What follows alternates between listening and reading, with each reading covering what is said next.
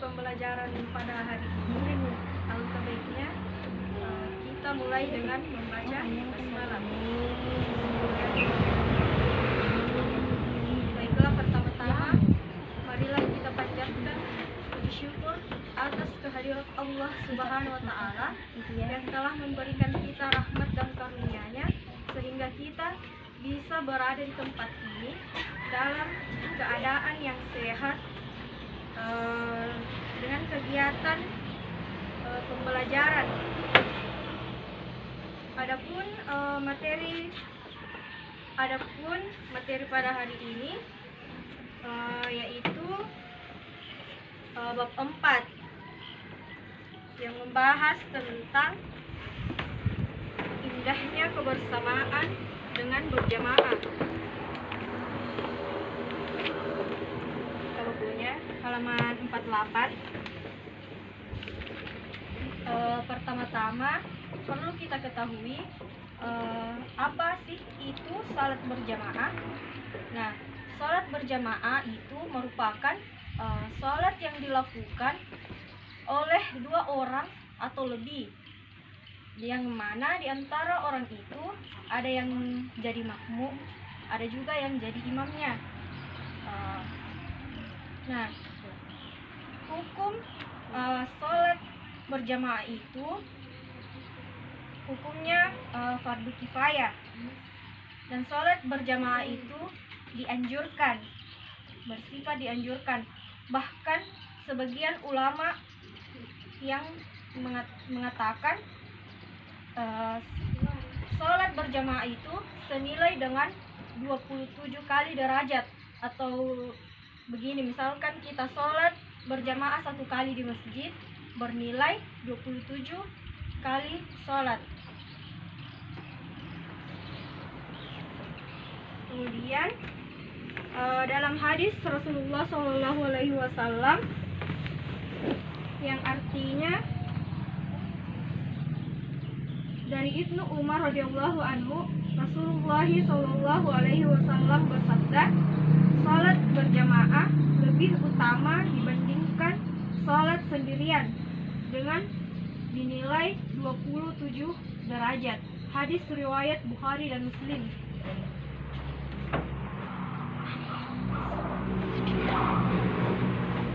Nah, kemudian di halaman 49 ada yang membahas tentang syarat sah salat berjamaah, di mana diantaranya yang pertama itu tadi ada imam. Kemudian yang kedua, makmum berniat untuk mengikuti imam. Kemudian yang ketiga, salat dikerjakan dalam satu majelis. Kemudian yang keempat, salat makmum sesuai dengan salatnya imam. Jadi makmum tidak boleh mendahului imam. Contohnya, misalkan salat id, belum ruku imam, kita ruku lagi. Jadi harus mengikuti imam. Kemudian kedudukan imam dalam salat itu sangat penting. Adapun syarat jika kita ingin menjadi imam, yang pertama, menjadi imam itu harus mengetahui rukun dan syarat salat, apa yang membatalkan salat. Kemudian yang kedua, fasih dalam membaca Al-Quran. Kemudian yang ketiga, menguasai ilmu-ilmu agama secara luas. Kemudian berakal sehat, dalam artian di sini tidak gila, begitu. Kemudian berdiri pada posisi yang paling depan. Tidak mungkin itu imam berdiri di belakangnya makmum, karena dia yang mau diikuti nantinya pada saat sholat. Kemudian seorang laki-laki, jadi imam ini seorang laki-laki. Sebenarnya bisa juga perempuan jadi imam, tapi misalnya mungkin sholat tuh perempuan semua dia ada, jadi tidak laki-laki, ya bisa satu yang jadi imamnya. Baru makmumnya tidak boleh ada laki-laki makmumnya.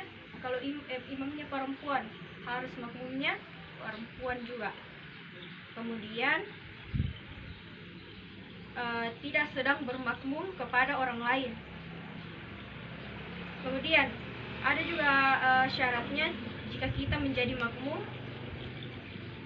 Syaratnya itu yang pertama, makmum berniat mengikuti imam, seperti yang tadi saya bilang. Jadi kalau makmum itu harus diikuti imam, tidak boleh kita ruku di luar, sujud di luar, harus mengikuti makmum. Kemudian mengetahui gerakan sholat. Jadi sebagai makmum kita juga harus memahami gerakan-gerakan sholat. Misalkan sudah sujud, apalagi sudah ruku, apalagi.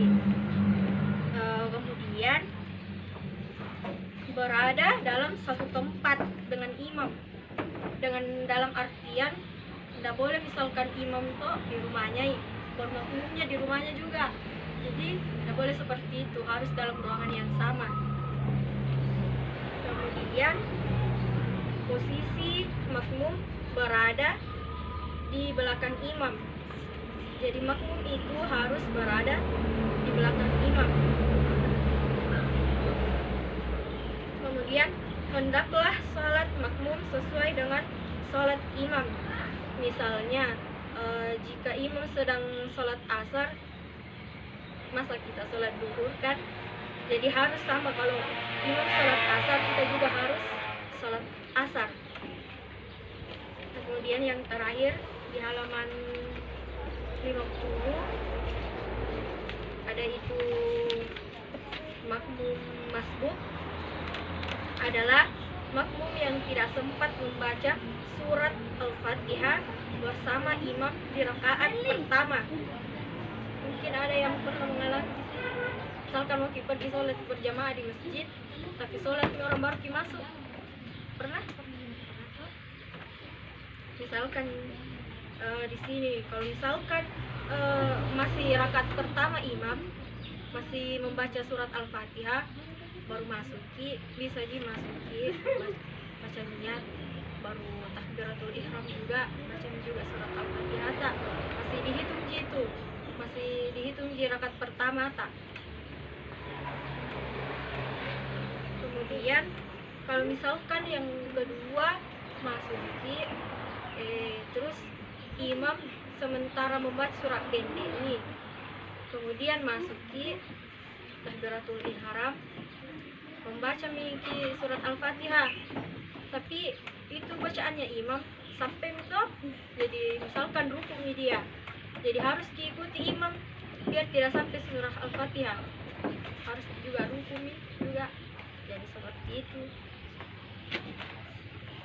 Begitu juga dengan kalau keadaan sujud di imam. Tapi kalau sujud itu harus, misalnya sudah selesai nih, misalkan sholat isya selesai nih 4 rakaat, salam imam, harus berdiri lagi satu kali, kita ambil yang tertinggal, yang itu yang 1 rakaat, baru salam.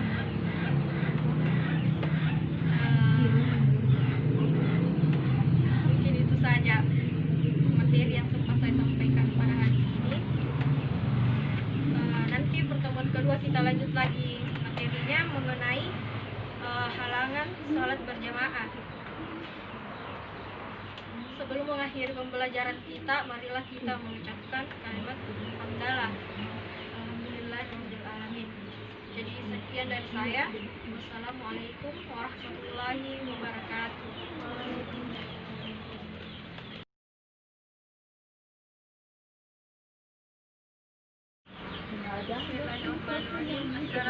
warahmatullahi wabarakatuh. Waalaikumsalam warahmatullahi wabarakatuh. Puji syukur kita panjatkan atas kehadiran Allah Subhanahu wa taala yang telah memberikan kita nikmat kesehatan dan kesempatan sehingga kita dapat berkumpul kembali di tempat ini guna untuk melaksanakan kewajiban kita, yaitu menuntut ilmu. Dan tak lupa kita kirimkan salawat atas junjungan Nabiullah Muhammad Sallallahu Alaihi Wasallam yang telah membawa kita dari alam yang gelap gulita menuju alam yang terang benderang seperti saat ini. Baiklah, pada kesempatan kali ini kita akan melanjutkan materi dari pertemuan yang lalu, yaitu poin E, dakwah Nabi Muhammad Sallallahu Alaihi Wasallam di Mekah. Dengan turunnya wahyu yang kedua yaitu surat Al-Mudaththir ayat 1 sampai 7, Nabi Muhammad mulai berdakwah secara sembunyi-sembunyi. Dakwah secara sembunyi-sembunyi ini mulai pada dekat Nabi Muhammad Sallallahu Alaihi Wasallam. Tujuannya agar keluarganya bisa menjadi orang yang lebih dulu percaya kepada Nabi Muhammad Sallallahu Alaihi Wasallam. Dan tempat yang dipilih beliau yaitu rumah dari Al-Arqam bin Abil Arqam Al-Akhzumi. Orang-orang yang pertama memeluk Islam ada yang kedua mereka adalah Siti Khadijah, Abu Bakar, Ali bin Abi Thalib, Sa'id bin Harisah, dan Ummu Aiman. Selain yang tersebut, berkat dari bantuan Siti Khadijah,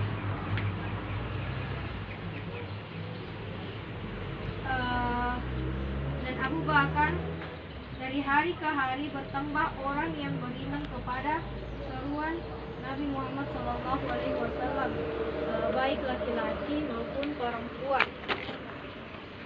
Adapun sahabat pria yang kemudian mempercayai dakwah Nabi Muhammad yaitu diantaranya Utsman bin Affan, Zubair bin Awam, Abdurrahman bin Auf, Abdullah bin Mas'ud, Ammar bin Yasir, bapak dari Ammar, Said bin Zaid, Amir bin Abdullah, dan lain-lain. Kita baca misalnya buku dari situ. Kemudian setelah berdakwah secara sembunyi-sembunyi, maka turun wahyu ketiga yaitu Al-Quran surat Al-Hijr ayat 94 sampai 95 yang berbunyi A'udzubillahi minasyaitonirrajim. Bismillahirrahmanirrahim. Fasda' bima tu'mar wa a'rid 'anil musyrikin. Inna kafainakal mustahzi'in. Yang artinya sampaikanlah oleh secara terang-terangan segala apa yang diperintahkan kepadamu dan berpalinglah dari orang-orang yang musyrik. Sesungguhnya kami memelihara daripada kejahatan orang-orang yang memperolok-olok kami. Al-Quran surat Al-Hijr ayat 94 sampai 95. Dan kemudian menerima wahyu Nabi Muhammad SAW menerima wahyu lagi yaitu Al-Quran surat Al-Ash-Syu'ara ayat 214 sampai 215.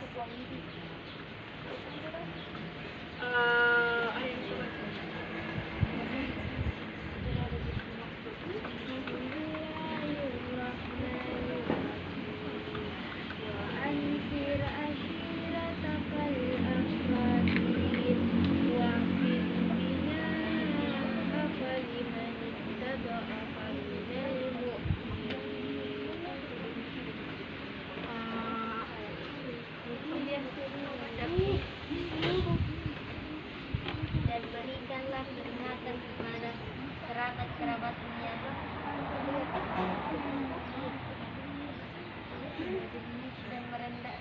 dan rendahkanlah diri terhadap orang-orang yang mengikutimu, yaitu orang-orang yang beriman. Setelah turunnya dua wahyu ini, Nabi Muhammad SAW mulai berdakwah secara terang-terangan. Jadi Nabi Muhammad sudah terang-terangan keluar ke masyarakat berdakwah, tidak lagi dakwah secara sembunyi-sembunyi di dalam keluarganya, tetapi sudah keluar ke dalam keluar kepada masyarakat. Pertama-tama Nabi Muhammad mengumpulkan seluruh sanak keluarganya di kaki Gunung Safa untuk mengajak mereka beriman kepada Allah Subhanahu wa Ta'ala. Tetapi pada saat itu ada pamannya yang bernama Abu Lahab yang bersikap sinis dan tidak mau menerima dakwah Rasulullah Shallallahu Alaihi Wasallam. Di dalam dakwanya Rasulullah Shallallahu Alaihi Wasallam tidak berjalan mulus-mulus saja, banyak yang memusuhi beliau. Banyak orang-orang kafir Quraisy yang menghambat dakwahnya. Banyak yang tidak mendukung dakwah Nabi Muhammad SAW. Kemudian bahkan ada yang ingin menolak dan menghentikan dakwah Nabi Muhammad SAW, yaitu pamannya sendiri.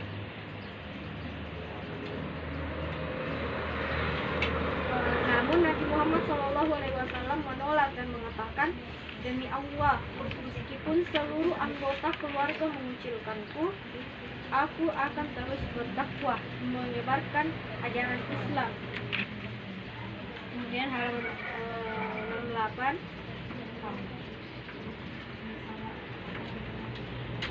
kegagalan dari kaum Quraisy yang menghambat dakwah Nabi Muhammad SAW semakin menambah kebencian dan kemarahan. Kemudian budak-budak mereka yang masuk Islam dibunuh dan disiksa. Seluruh pengikut Nabi Muhammad SAW diancam agar tidak mengikuti dan tidak menerima ajaran Nabi Muhammad SAW. Salah satu orang yang menolak dakwah Nabi Muhammad SAW yang disebut dengan Abu Jahal. Mereka membayar orang-orang untuk mencela dan mencaci Nabi Muhammad SAW di dalam dakwahnya. Tetapi Nabi Muhammad SAW tidak terpengaruh dan tidak menyerah untuk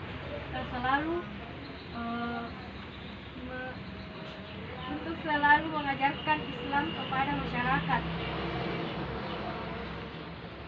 Kemudian adapun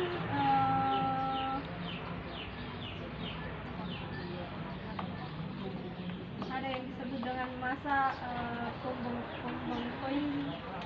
pemboikotan berlangsung selama 3 tahun, dimulai pada tahun ke-7 kenabian.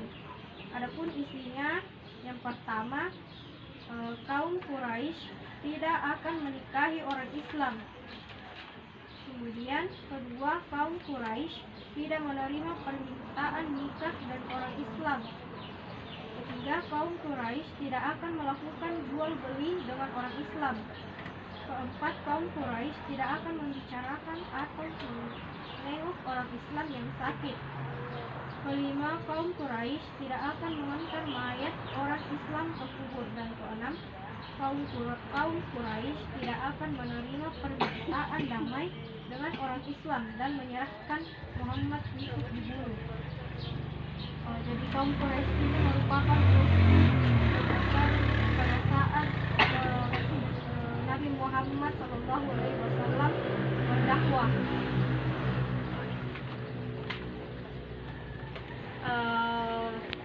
Pada kesimpulannya, Jika kita ingin mengetahui kisah-kisah Nabi Muhammad dan kisah-kisah Nabi lainnya, alangkah baiknya browsing-browsing di internet kalau ada kotata video-video tentang perjuangan-perjuangan Nabi, kemudian ambil nilai positifnya, kayak perilakunya yang kita tahu sendiri nabi-nabi itu memiliki perilaku yang sangat baik dan bisa dijadikan sebagai suri tauladan bagi kita, dan kita tanamkan kepada diri kita masing-masing dan dibawa ke dalam kehidupan kita sebagai orang muslim. Mungkin cukup sekian dari materi pertemuan kali ini. Semoga dapat bermanfaat bagi kita semua. Lebih dan kurang